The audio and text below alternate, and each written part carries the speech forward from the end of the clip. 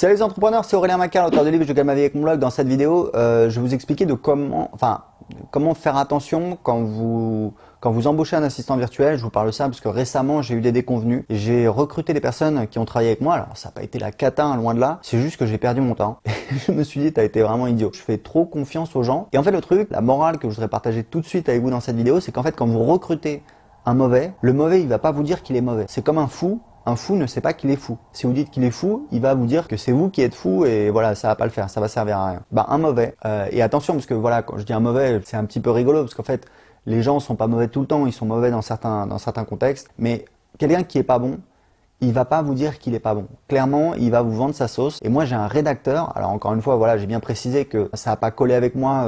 Voilà, je pense que c'est quelqu'un qui a ses clients et ça marche pour lui, etc. Parce que si vous voulez, moi j'ai un petit business sur j'ai un petit blog sur comment apprendre l'anglais qui fait 1000 € par mois. Et c'est pas moi qui ai écrit les articles, donc je recrute des rédacteurs. Et j'ai recruté ce rédacteur qui apparemment avait l'air sérieux. Il écrivait bien, etc. Il avait de l'expérience, donc je l'ai recruté. On a fait un article. Donc au niveau du style, etc., il y avait pas mal de trucs à changer, donc j'ai dû passer du temps à reprendre. En plus, il s'est fait plaisir, il m'a lâché un article, je crois, de 1000 mots, donc ça m'a pris une plombe pour tout modifier, etc. Donc c'était vraiment galère. Je lui ai demandé d'autres articles, mais là je lui ai fait carrément une procédure. Je dis voilà, écoute, très important, tu fais comme ça, tu fais comme ça, tu fais comme ça, tu me fais des phrases plus courtes, tu n'utilises pas de mots compliqués, etc., etc. Des techniques un petit peu basiques de copywriting, de rédaction d'articles. Il m'a dit ok, pas de souci, je vais te faire ça, etc. Il m'a fait un article. L'article, je le reçois, je commence à le lire. Alors premièrement, il n'y a pas de conclusion. Donc je lui renvoie, je lui dis faut faire une conclusion, le truc un petit peu logique dans un article. Ok, je te fais une conclusion. Ok, il m'envoie le truc. Je regarde le début, je vois quoi? Il dit un espèce de contresens.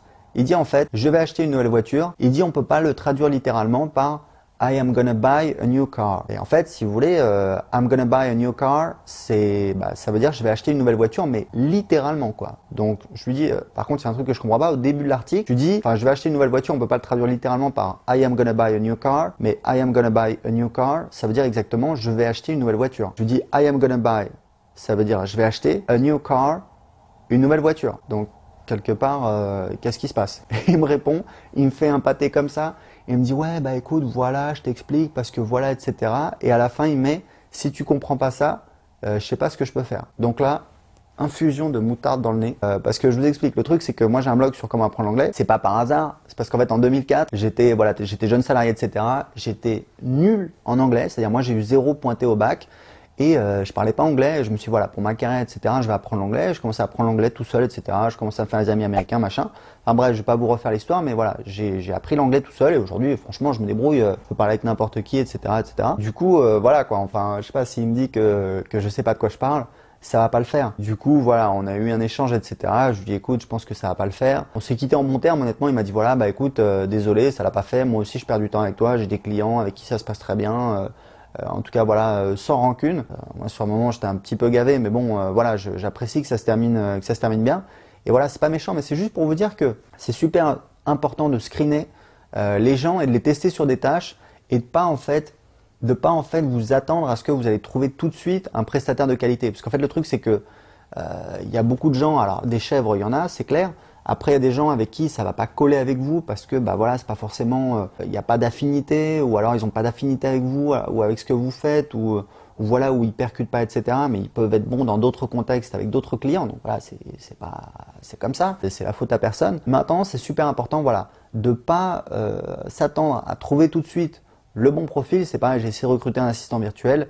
Je l'ai testé. Il a merdé une fois, 2 fois, 3 fois. Au bout d'un moment, je me suis dit non, mais c'est clair que ça va jamais le faire. Et voilà, il a merdé une 4e fois, il a fait un truc juste pas logique, mais vraiment pas logique. Et je lui dis, écoute, voilà, on va arrêter là, etc. Et il avait l'air vraiment sérieux.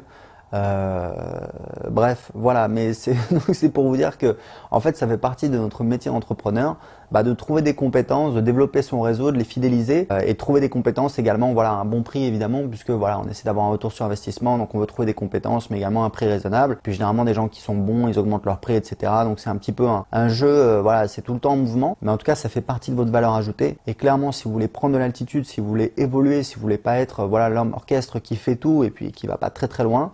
Il faut justement prendre l'habitude de travailler là-dessus et d'être tout le temps un petit peu en recherche. Je sais qu'il y a une boîte que je suis, j'aime bien leur blog. Le contenu qu'ils font, c'est Upstaff. qui font un logiciel en fait. Donc moi j'utilise un logiciel équivalent, mais c'est pas leur, mais qu'en fait que votre freelance installe sur son ordinateur et ça, voilà, ça mesure en fait le temps qu'il travaille pour vous. Donc c'est important, c'est un outil de contrôle. Bon voilà, comme ça tout le monde est copain. Et eux en fait, donc ils font aujourd'hui donc leur logiciel, puisqu'ils publient leur stats, ils font 130 000 $ de chiffre d'affaires mensuel récurrent, donc c'est vraiment pas mal, mais ça fait voilà, ça fait 5 ans qu'ils font ça, ils ont une progression comme ça, et puis ils ont commencé à avoir une inflexion. Et en fait, ils ont 17 prestataires freelance qui travaillent à distance. Ils ont des développeurs, ils ont des gens qui les aident à développer le contenu, etc.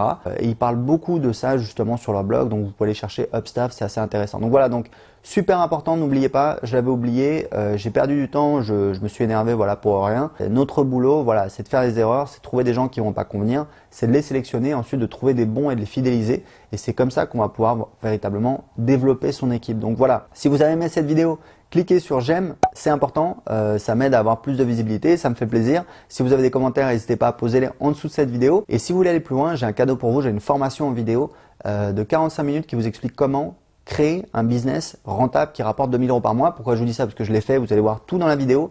Comment j'ai créé un petit business, comment ce business, alors aujourd'hui il me rapporte 1 000 € par mois, mais je l'ai monté jusqu'à 3 000 € par mois. En fait, c'est un business sur lequel je passe moins de 4 heures par semaine et je vous montre tout dans la vidéo.